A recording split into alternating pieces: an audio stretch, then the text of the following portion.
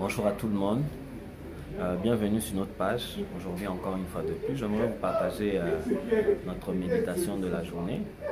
Nous la tirons dans le livre de Marc chapitre 5 à partir du verset 24. La Bible dit: Jésus s'en alla et une grande foule le suivait et le pressait. Il y avait une femme atteinte d'une perte de sang depuis 12 ans. Elle avait beaucoup souffert entre les mains de plusieurs médecins. Elle avait dépensé tout ce qu'elle possédait et elle n'avait éprouvé aucun soulagement. Mais elle était allée plutôt en empirant. Ayant entendu parler de Jésus, elle vint dans la foule par derrière et toucha son vêtement, car elle disait: si je puis seulement toucher ses vêtements, je serai guérie. Au même instant, la perte de son sang, s'arrêta et elle sentit dans son corps qu'elle était guérie de son mal. Jésus connut aussitôt en lui qu'une force était sortie de lui, et se retournant au milieu de la foule, il dit: qui a touché mes vêtements? Ses disciples lui dirent: tu vois la foule qui te presse et tu dis qu'il m'a touché. Et il regardait autour de lui pour voir celle qui avait fait cela. La femme, effrayée et tremblante, sachant ce qui s'était passé en elle, vint se jeter à ses pieds et lui dit toute la vérité. Mais Jésus lui dit: ma fille, ta foi t'a sauvée, va en paix et sois guérie de ton mal. Amen. Que Dieu vous bénisse abondamment. Ce texte que nous venons de lire est en train de nous parler d'une histoire qui s'est passée dans la Bible. La Bible dit que Jésus venait de quelque part et est en train d'aller quelque part. Jésus venait d'un endroit bien déterminé et allait vers la maison de Jairus. Je vous épargne de tous les autres détails. Il allait dans la maison de Jairus pour aller guérir la fille de Jairus qui était malade. Et la Bible dit, alors qu'il allait, il était en route, en chemin pour la maison de Jairus, une femme est sortie de nulle part. Et il y a un détail très précis et qu'on ne cite pas le nom de cette femme. On ne nous parle pas de l'identité de cette femme, d'où est-elle venue, qui était-elle dans la société. Mais on nous dit seulement qu'une femme est sortie de la foule. Elle avait une maladie dans son corps, elle perdait du sang pendant 12 ans. Elle a eu à traverser plusieurs hôpitaux, plusieurs centres médicaux pour avoir la guérison, mais rien n'a marché. Alors ce jour-là, elle s'est dit: je veux seulement toucher le pan de sa robe et je vais être guérie. Et lorsqu'elle a touché le pan de la robe de Jésus, du coup sa maladie s'est arrêtée. Du coup, ça n'a pas attendu quelques heures, quelques minutes, ça n'a pas fait de jours, de mois, de semaines ou encore des années, mais c'était à l'instant, tout s'est arrêté.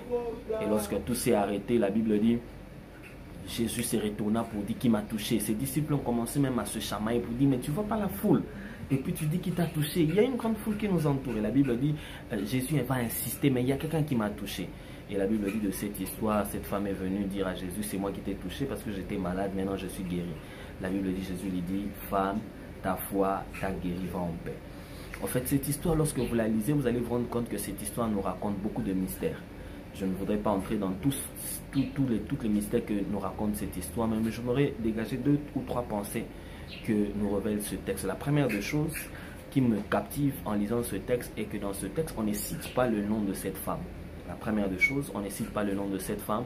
La deuxième des choses, on ne nous dit pas d'où elle venait. Qui était-elle? Elle était d'une bonne famille, d'une famille riche, elle était connue ou pas connue, elle avait fait des choses dans la vie ou pas. Mais la Bible dit, deuxièmement, cette femme était inconnue, totalement, inconnue du public et tout le reste. Et la troisième des choses de cette femme est que cette femme était malade. Amen. Alors, revenons sur la première des choses. La Bible dit, on n'a même pas cité son nom. Quand vous étudiez, vous allez voir que son nom n'a pas été cité. Cela veut dire que cette femme, son identité n'était pas importante. C'est-à-dire qu'elle n'était pas connue déjà. Elle n'avait pas une place dans la société. La première des choses. La deuxième des choses, on ne nous dit pas d'où elle est sortie. On ne nous donne pas ses origines. C'est pour dire que certainement qu'elle était venue d'une famille pas bien, pas riche, pauvre et tout le reste.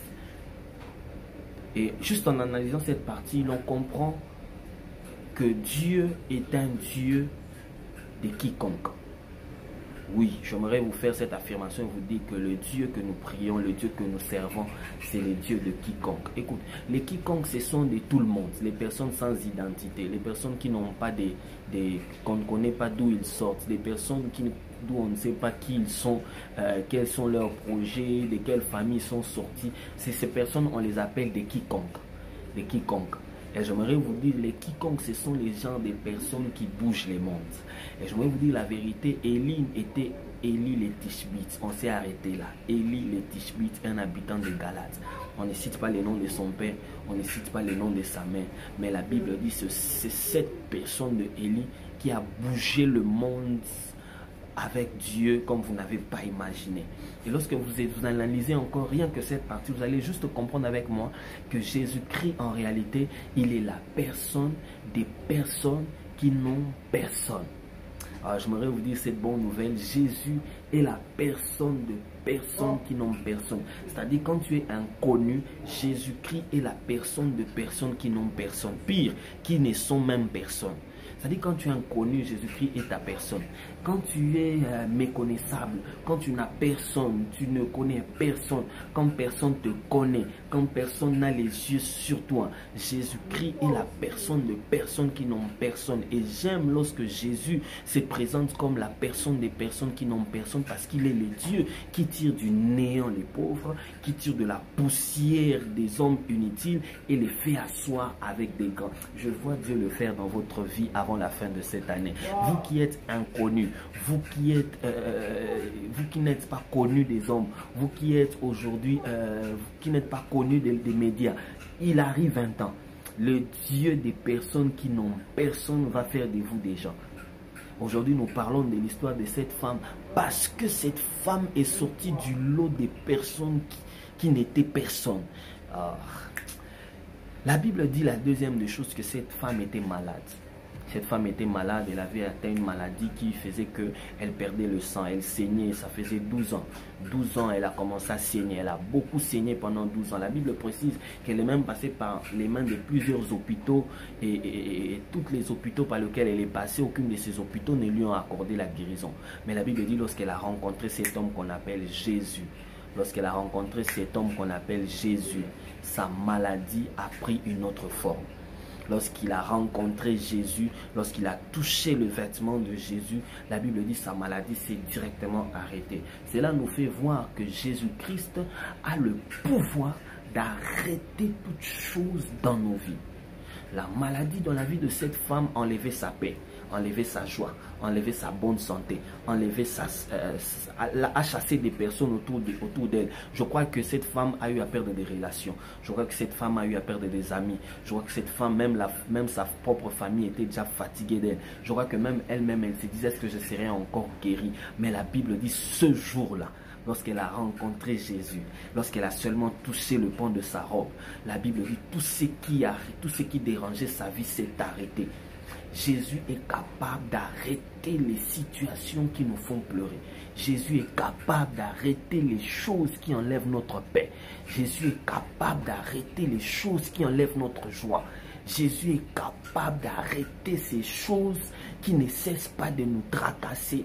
Jésus est capable d'arrêter les problèmes que vous traversez. Vous avez des problèmes au boulot, vous avez des problèmes dans la famille, vous avez des problèmes là où vous habitez, vous avez des problèmes avec votre entourage, vous avez des problèmes avec vos relations, vous avez des problèmes même dans votre pays. Jésus est capable d'arrêter ces choses.